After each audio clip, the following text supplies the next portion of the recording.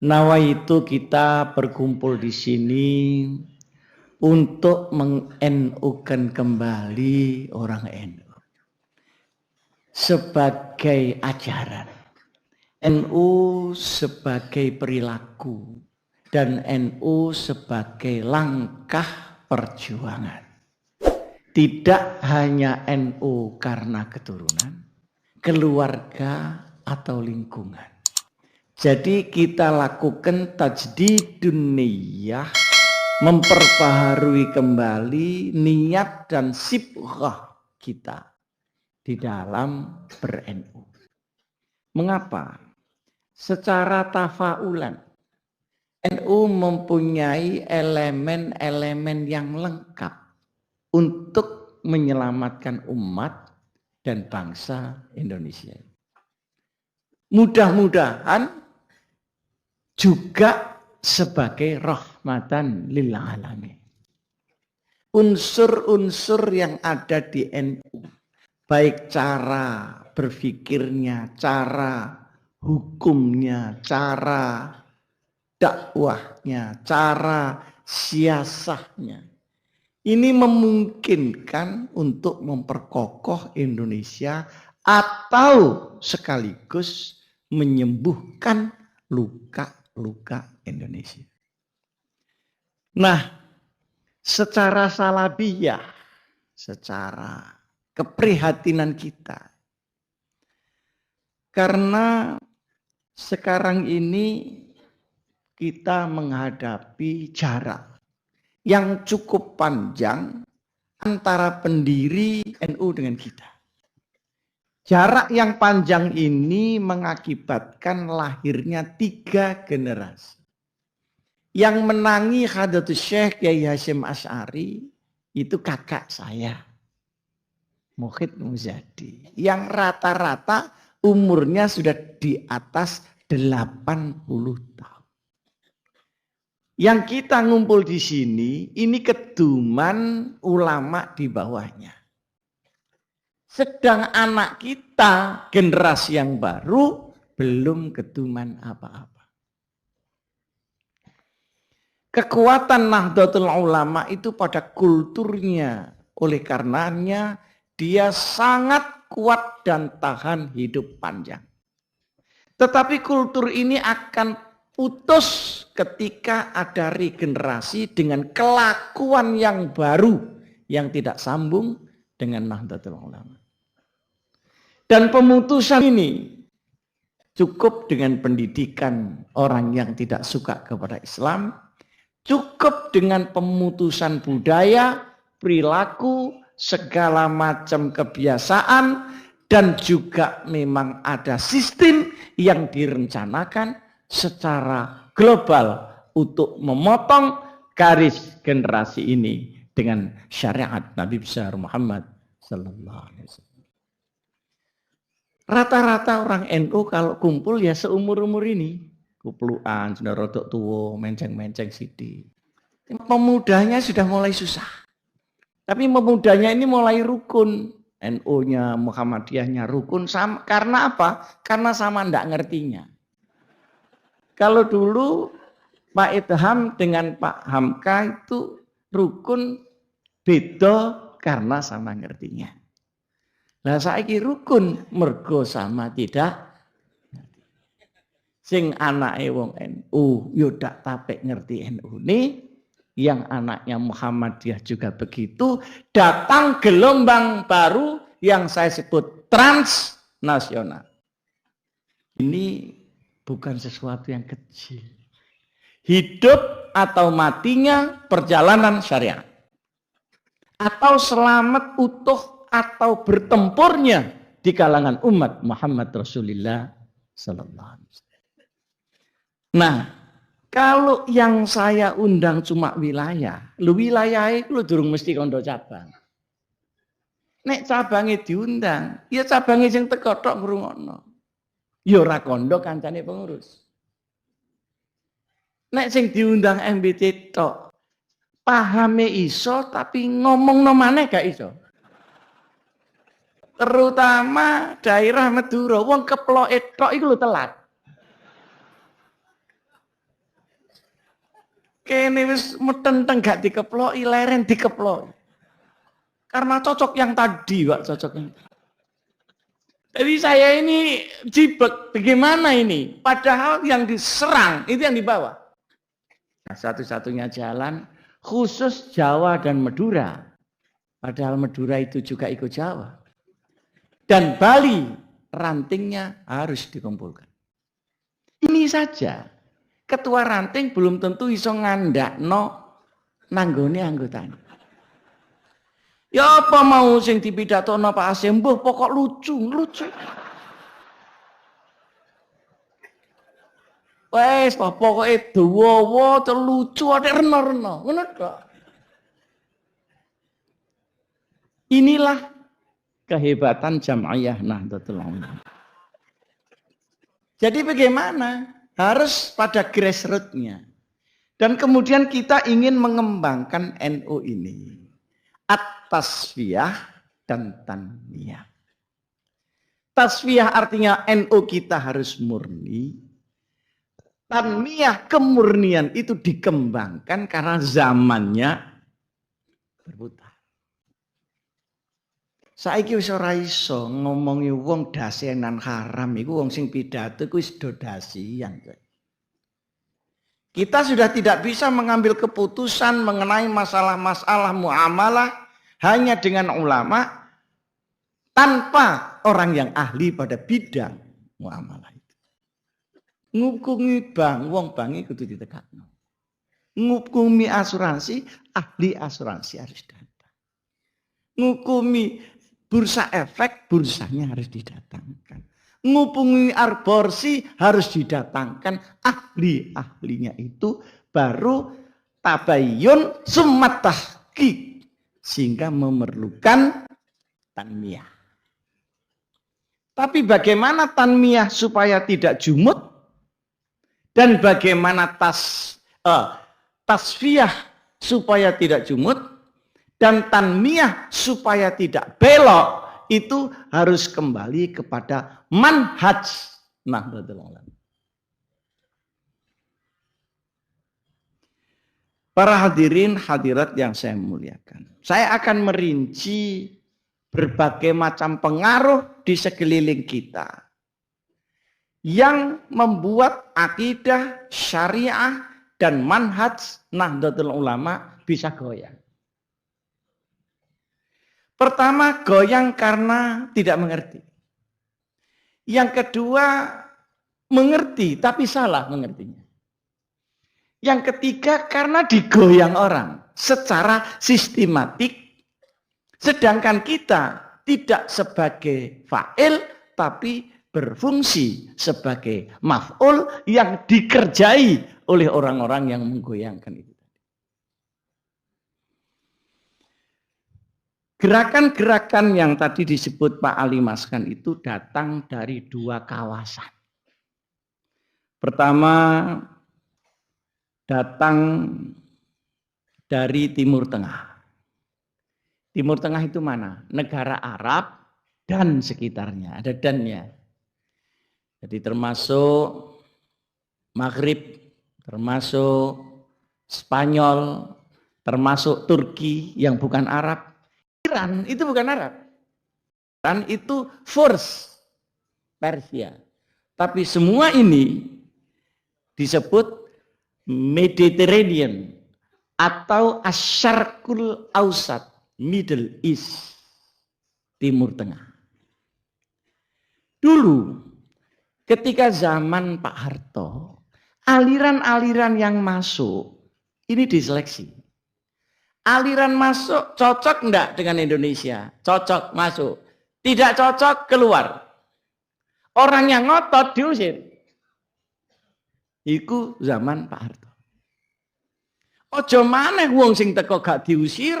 Wong zaman 71 Golkar Kiai dicemplungno kali. Sing guyu iku mesti tahu kecelup. Jadi teges kadang ketegesan. Lah saiki blas gak ono tegese, ngantek cekelane apa gak ono. Setelah reformasi, semua ini bubar. Semua aturan-aturan yang menyangkut pertahanan akidah, pertahanan ideologi, bahkan pertahanan teritorial, bahkan pertahanan ekonomi, bahkan pertahanan politik, bahkan pertahanan budaya, itu belak, bobol, dan masuk semua dari semua arah. Dari Timur Tengah itu ada 3 hal. Ada agama, ada aliran, ada gerakan politik. Ini beda-beda ini. Yang agama tentu agama Islam, sama. Islamnya orang Indonesia, Islamnya orang Saudi, Islamnya orang di seluruh dunia, sama. Tapi alirannya tidak sama. Ada aliran namanya Syiah. Ada aliran namanya Wahabiyah. Ini aliran. Ada yang namanya Jaulah. Ada yang namanya Khawarij. Ada yang namanya Ubadiyah. Ada yang namanya Ahmadiyah. Itu masuk bebas ke Indonesia. Seret. Syiah ini sentrumnya ada di Syiah itu kalau sholat sehari 3 kali, duhur asar di jamak, maghrib isya di jamak, pergi atau tidak pergi. Kalau wudhu pakai sepatu mashul khufain. Kalau sholat tidak boleh di atas karpet, harus di atas batu atau kayu yang tidak berbuah. Jadi kalau kayu itu berbuah, gak iso koyo pelem, itu gak iso koyo sawu. Nah, golek uang ning Indonesia yang ndak berbuah, itu gak nemu, kejaba bunga-bungaan. Kalau tidak ada, dia harus sujud persis membawa batu dari Karbala, tempat wafatnya Sayyidina Husain radhiyallahu anhu, kemudian diletakkan, dia sujud persis di situ. Dan tidak boleh ada yang memimpin umat Islam kecuali keturunan Sayyidina Ali karramallahu wajhah. Jadi sampean jadi pemimpin Syiah itu gak iso, jenenge Supardi. Iso dadi imam top, Imam Utomo. Iso. Harus ayatullah siapa, hujjatullah dan sebagainya. Dan Syiah mempunyai sistem komando. Karena sistem komando itu ikut rukun iman. Oleh karenanya hari ini ya tahadus bin nikmah. Hari ini yang namanya Israel sama Amerika itu yang paling diwedeni itu sih. Karena dia dengan komando, negaranya di sini utuh, kakinya ada di mana-mana. Jadi begitu digerakkan bersama-sama, itu luar biasa. Ada Syiah, ulamanya dibagi 2. Jadi Syiah itu isinya bukan mut'ah tok. Sing dilingi ki Pak Ali kan mut'ah tok. Kenapa ndek ngongkon wong sabar nang bojone, sok saiki diuring-uring bojone terus.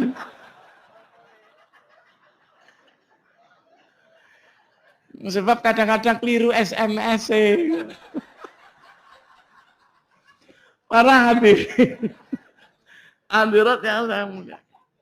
Jadi ada ulama ilmiah, ada ulama jihadiyah. Yang ulama jihadiyah itu yang berada di front pemimpin di lapangan. Seperti itu memimpin kekuatan Hizbullah 10 kali lipat kekuatan negara, 10 kali lipat. Di Irak itu ada namanya Muqtadir. Dia punya fraksi yang paling bisa menekan Amerika karena sistem komando itu. Mengapa, oleh karenanya menghadapi Syiah dengan kekerasan itu salah. Karena dia sendiri keras. Uang iku nek ngadepi ake, iku aja mbok tutuki, gak iso. Ledek iku tutuke iku. Berikan dia bil hikmah wal mau'izatil hasanah wal mujadalah bil latihi ahsan. Ini yang enggak ngerti biar enggak ngerti aja. Itu cara.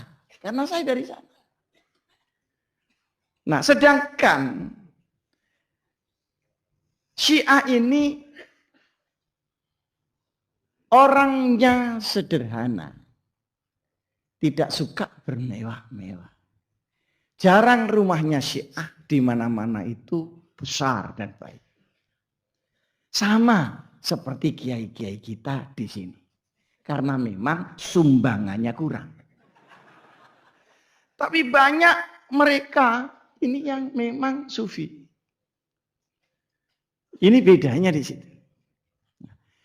Cuma yang enggak enak itu kalau sama sahabat lain itu ngelokno ini enggak enak.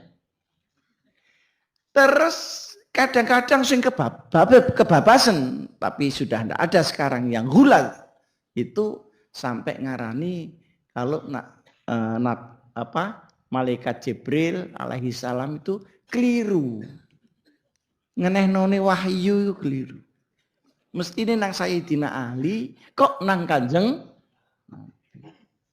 Iki wis stres dong, iki wis. Bulan. Ini Syiah, ini masuk di Indonesia. Dan ketahuilah, negara membiayai Syiah di seluruh dunia tanpa batas. Berapapun yang diperlukan. Sementara NU menghadapinya dengan proposal di mana.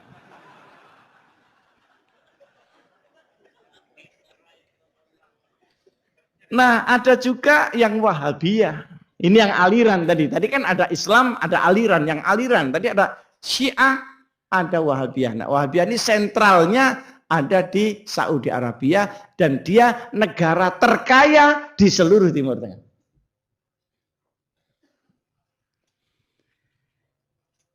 Bedanya tidak sebanyak dengan Syiah karena masih menggunakan mazhab Hambali, masih menggunakan mazhab Maliki kadang-kadang. Tetapi orang-orang Wahabiyah itu pikirannya itu begini. Karena Rasulullah Shallallahu Alaihi Wasallam itu lahir, besar, berjuang, dan wafat di Hijaz. Maka apapun yang tidak ada di Saudi Arabia dianggap itu di luar syariat Nabi besar Muhammad Sallallahu Alaihi Wasallam. Pikirannya itu.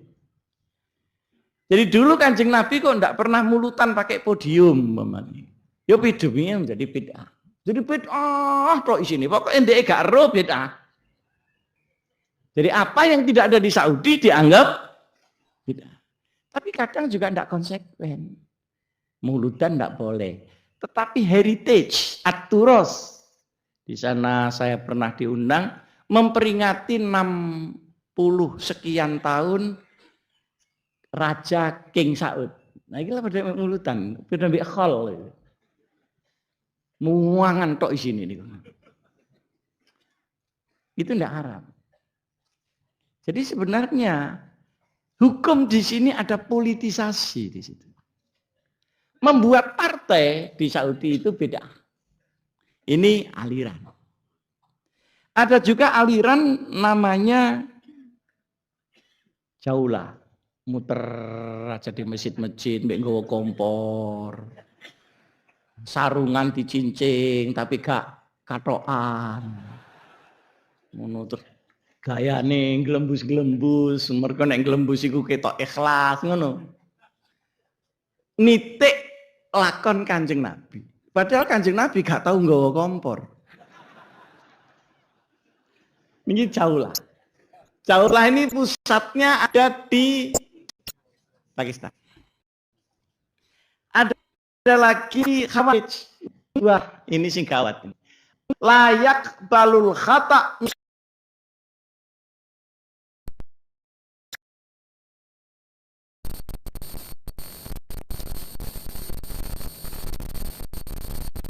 Salah dan mau menerima benernya orang. Itu kawan. Selain dirinya kafir. Nah, kalau seperti ini kemudian bergeser menjadi gerakan politik, maka dia akan perang terus-menerus. Karena pikirannya seperti